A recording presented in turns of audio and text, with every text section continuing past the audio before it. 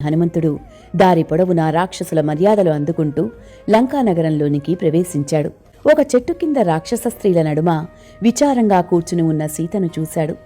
అతను సీతమ్మ దగ్గరికి వచ్చి తన పేరు చెప్పుకుని నమస్కారం చేసి చేతులు కట్టుకుని నిలబడగానే సీత ముందు గుర్తుపట్టలేదు కాని తర్వాత జ్ఞాపకం వచ్చి ఆనందం చెందింది.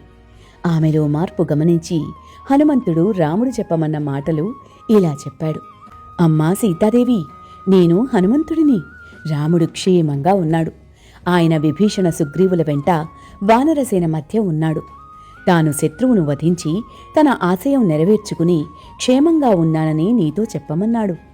రాముడు రావణుణ్ణి చంపడానికి విభీషణుడి సహాయము, వానర వీరుల పరాక్రమము, లక్ష్మణుడి నీతిబలమూ తోడ్పడ్డాయి తల్లి. రాముడు నీ క్షేమం అడిగి నీకు శుభవార్త చెప్పి సంతోషం కలిగిస్తాను. పాతివ్రత్య ధర్మం తెలిసిన నువ్వు నా అదృష్టం కొద్దీ ప్రాణాలతో ఉన్నావు. నా పరాక్రమం వల్ల విజయం కలిగింది కనుక ఇక నువ్వు నిశ్చింతగా ఉండు, విచారం మాను. నిన్ను చూడ్డానికి విభీషణుడు రాబోతున్నాడు అని చెప్పమన్నాడమ్మా అన్నాడు హనుమంతుడు. ఈ మాటలు విన్న సీత ఆనందాతిరేకంతో లేచి నిలబడింది. కాని ఏమీ జవాబు చెప్పలేకపోయింది. అది గమనించిన హనుమంతుడు, దేవి, ఏమిటి ఆలోచిస్తున్నావు అని అడిగాడు.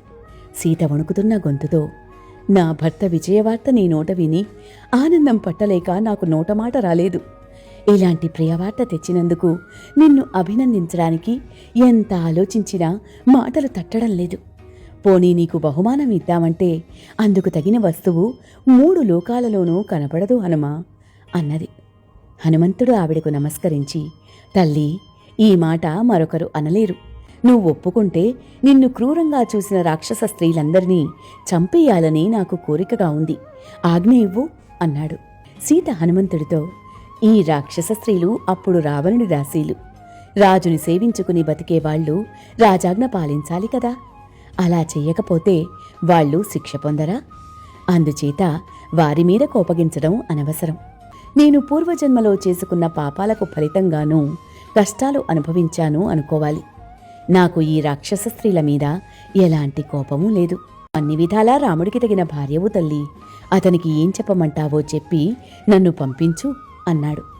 నాకు నా భర్త అయిన రాముణ్ణి చూడాలని ఉన్నదని చెప్పు హనుమా అన్నది సీత.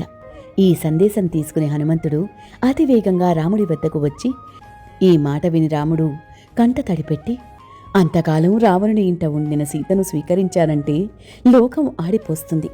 నిర్దోషి అయిన సీతను త్యజించానంటే పాపం చుట్టుకుంటుంది. ఏం చేసేట్టు అనుకున్నాడు.